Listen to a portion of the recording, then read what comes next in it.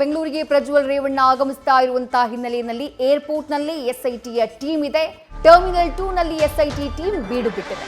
ಮಧ್ಯರಾತ್ರಿ ಪ್ರಜ್ವಲ್ ಬರ್ತಾ ಇದ್ದ ಹಾಗೆ ಎಸ್ಐಟಿ ಟೀಮ್ ಅವರನ್ನ ವಶಕ್ಕೆ ಪಡೆಯುವಂತಹ ಕೆಲಸವನ್ನ ಮಾಡುತ್ತೆ. ಪ್ರಜ್ವಲ್ ಬಂಧನಕ್ಕೆ ಕಾದು ಕುಳಿತಿದ್ದಾರೆ ಅಧಿಕಾರಿಗಳು. ಇದು ಒಮ್ಮೆ ಮಾತ್ರ ಅಲ್ಲ, ಈ ಹಿಂದೆಯೂ ಪ್ರಜ್ವಲ್ ರೇವಣ್ಣ ಅವರು ಬರ್ತಾರೆ ಅನ್ನುವಂತಹ ಮಾಹಿತಿ ಇದ್ದಾಗ ಎಸ್ಐಟಿ ಟೀಮ್ ನೇರವಾಗಿ ಬೆಂಗಳೂರು ಕೆಂಪೇಗೌಡ ಇಂಟರ್ನ್ಯಾಷನಲ್ ಏರ್ಪೋರ್ಟ್ಗೆ ತೆರಳಿ ಟರ್ಮಿನಲ್ 2 ನಲ್ಲಿ ವೈಟಿಂಗ್ ಮಾಡ್ತಾ ಇದ್ದಿದ್ದನ್ನ ನಾವೇ ನಿಮಗೆ ಮಾಹಿತಿಯನ್ನ ನೀಡಿದ್ವಿ. ಈಗ ಪಕ್ಕಾ ಮಾಹಿತಿ, ಪ್ರಜ್ವಲ್ ರೇವಣ್ಣ ವಾಪಸ್ ಆಗ್ತಿದ್ದಾರೆ. ಆಲ್ರೆಡಿ ಅವರು ಇರುವಂತಹ ಫ್ಲೈಟ್ ಟೇಕ್ ಆಫ್ ಆಗಿದೆ.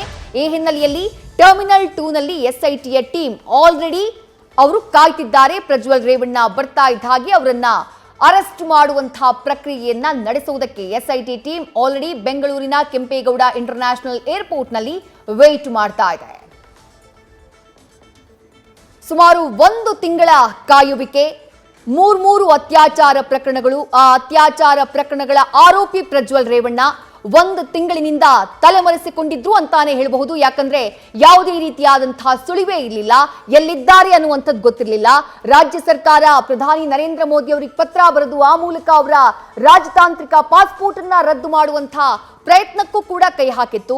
ಬ್ಲೂ ಕಾರ್ನರ್ ನೋಟಿಸ್ ಹೊರಡಿಸಲಾಗಿತ್ತು, ರೆಡ್ ಕಾರ್ನರ್ ನೋಟಿಸ್ ಹೊರಡಿಸೋದಕ್ಕೂ ಕೂಡ ಪ್ರಯತ್ನಗಳನ್ನ ಮಾಡಲಾಗ್ತಾ ಇತ್ತು. ಇದೆಲ್ಲದರ ಮಧ್ಯೆ ಪ್ರಜ್ವಲ್ ರೇವಣ್ಣ ಪ್ರತ್ಯಕ್ಷರಾಗಿ ನಾನೇ ಬರ್ತಾ ಇದ್ದೀನಿ ಅನ್ನುವಂತಹ ಮಾಹಿತಿಯನ್ನ ನೀಡಿದ್ರು. ಹಾಗಾಗಿ ಇವತ್ತು ಮಧ್ಯರಾತ್ರಿ ಆಗಮಿಸ್ತಾ ಇರುವಂತಹ ಪ್ರಜ್ವಲ್ ರೇವಣ್ಣ ಅವರನ್ನ ಅರೆಸ್ಟ್ ಮಾಡೋದಕ್ಕೆ ಕೆಂಪೇಗೌಡ ಇಂಟರ್ನ್ಯಾಷನಲ್ ಏರ್ಪೋರ್ಟ್ ನಲ್ಲಿ ಈಗಾಗಲೇ ಎಸ್ಐಟಿಯ ಟೀಮ್ ವೇಟ್ ಮಾಡ್ತಾ ಇದೆ.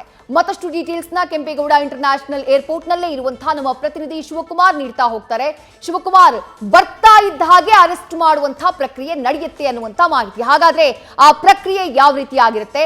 ಎಷ್ಟು ಜನ ಪೊಲೀಸರನ್ನ ಸದ್ಯ ಕೆಂಪೇಗೌಡ ಇಂಟರ್ನ್ಯಾಷನಲ್ ಏರ್ಪೋರ್ಟ್ ನಲ್ಲಿ ನಿಯೋಜನೆ ಮಾಡಲಾಗಿದೆ?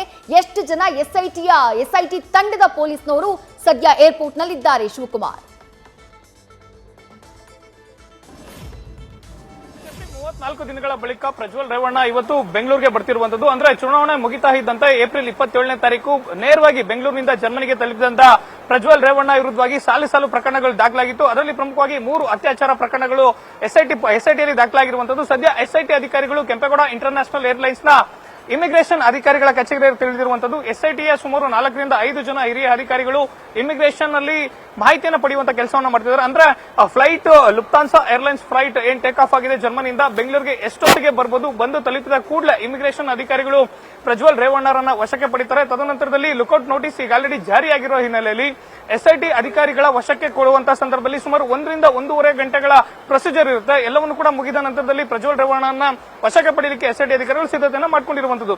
ಪ್ರಮುಖವಾಗಿ ಏರ್ಪೋರ್ಟ್ ನಲ್ಲಿ ಸಿಐಎಸ್ಎಫ್ ಅಂದ್ರೆ ಸೆಂಟ್ರಲ್ ಇಂಡಸ್ಟ್ರಿಯಲ್ ಸೆಕ್ಯೂರಿಟಿ ಫೋರ್ಸ್ ನ ಅಧಿಕಾರಿಗಳು ಭದ್ರತೆ ಇರೋದ್ರ ಹಿನ್ನೆಲೆಯಲ್ಲಿ ಇಲ್ಲಿ ಪೊಲೀಸ್ ಅಧಿಕಾರಿಗಳು ಬಂದಿಲ್ಲ. ಕೇವಲ ಎಸ್ಐಟಿಯ 5-6 ಜನ ಹಿರಿಯ ಅಧಿಕಾರಿಗಳು ಇಮಿಗ್ರೇಷನ್ ಅಧಿಕಾರಿಗಳ ಜೊತೆ ಸಂಪರ್ಕದಲ್ಲಿದ್ದಾರೆ. ಇಲ್ಲಿಂದ ಕರ್ಕೊಂಡು ಹೋಗುವಂತಹ ಮಾರ್ಗ ಮಧ್ಯದಲ್ಲಿ ಅಂದ್ರೆ ಬೆಂಗಳೂರು ಇಂಟರ್ನ್ಯಾಷನಲ್ ಏರ್ಲೈನ್ಸ್ ನಿಂದ ಬೆಂಗಳೂರಿನ ಸಿಐಡಿ ಕಚೇರಿಗೆ ಕರ್ಕೊಂಡು ಹೋಗುವಂತಹ ಸಂದರ್ಭದಲ್ಲಿ ಪ್ರಮುಖವಾಗಿ ಸಾದೇಹಳ್ಳಿ ಗೇಟ್ ಟೋಲ್ ಏನ್ ಬರುತ್ತೆ ಅದರ ಮುಖಾಂತರವಾಗಿ ಯಲಹಂಕ ಹೆಬ್ಬಾಳ ಮಾರ್ಗವಾಗಿ ಸಿಐಡಿ ಕಚೇರಿಗೆ ಕರ್ಕೊಂಡು ಹೋಗುವಂತದ್ದು. ಎಸ್ಐಟಿ ಅಧಿಕಾರಿಗಳು ಏರ್ಪೋರ್ಟ್ ನಿಂದ ಸಿಐಡಿ ಕಚೇರಿಗೆ ಕರ್ಕೊಂಡು ಹೋಗುವಂತಹ ಸಂದರ್ಭದಲ್ಲಿ ಯಾವುದೇ ಭದ್ರತಾ ಲೋಪ ಆಗಬಾರ್ದು, ಜೊತೆಗೆ ಯಾವುದೇ ಕಿಂಚಿತ್ತೂ ಕೂಡ ಭದ್ರತಾ ಯಾವುದೇ ರೀತಿಯಂತ ಅಡಚಣೆ ಆಗಬಾರ್ದು ಅಂತ ಹೇಳಿ ಸುಮಾರು 500 ರಿಂದ 600 ಜನ ಭದ್ರತಾಗೆ ಪೊಲೀಸ್ ಅಧಿಕಾರಿಗಳನ್ನ ನಿಯೋಜನೆ ಮಾಡ್ತಿರುವಂತದ್ದು. ರಾತ್ರಿ 8 ಗಂಟೆ ಸುಮಾರಿಗೆ ಎಲ್ಲರೂ ಕೂಡ ಹಾಜರಾಗಬೇಕು ಅಂತ ಹೇಳಿ ಈಗಾಗಲೇ ಹಿರಿಯ ಅಧಿಕಾರಿಗಳಿಂದ ಮೌಖಿಕವಾಗಿ ಸೂಚನೆ ಕೂಡ ಹೋಗಿರುವಂತದ್ದು. ಇದಕ್ಕೆ ಸಂಬಂಧಪಟ್ಟಂತೆ ಮಧ್ಯಾಹ್ನ ಬೆಂಗಳೂರಿನ ಯಲಹಂಕ ಡಿಸಿಪಿ ಆಗಿರುವಂತಹ ಲಕ್ಷ್ಮೀ ಪ್ರಸಾದ್ ಅವರಿಗೆ ಬೆಂಗಳೂರು ಕಮಿಷನರ್ ದಯಾನಂದ್ ಮೌಖಿಕವಾಗಿ ಸೂಚನೆಯನ್ನು ಕೊಟ್ಟಿರುವಂತದ್ದು. ಜೊತೆಗೆ ಪ್ರಜ್ವಲ್ ರೇವಣ್ಣ ಭಾರತಕ್ಕೆ ಬಂದಂತಹ ಸಂದರ್ಭದಲ್ಲಿ ಅವರನ್ನ ಏರ್ಪೋರ್ಟ್ ನಿಂದ ಸಿಐಡಿ ಕಚೇರಿಗೆ ಕರ್ಕೊಂಡು ಹೋಗುವಂತಹ ಸಂದರ್ಭದಲ್ಲಿ ಸೂಕ್ತವಾದಂತಹ ಭದ್ರತಾ ವ್ಯವಸ್ಥೆಯನ್ನು ಒದಗಿಸಬೇಕು ಅಂತ ಹೇಳಿ ಸ್ವತಃ ಎಸ್ಐಟಿ ಮುಖ್ಯಸ್ಥರಾಗಿರುವಂತಹ B K Singh Bengaluru city commissioner Dayanand ಅವರನ್ನ ಭೇಟಿಯನ್ನ ಮಾಡಿರುವಂತದ್ದು.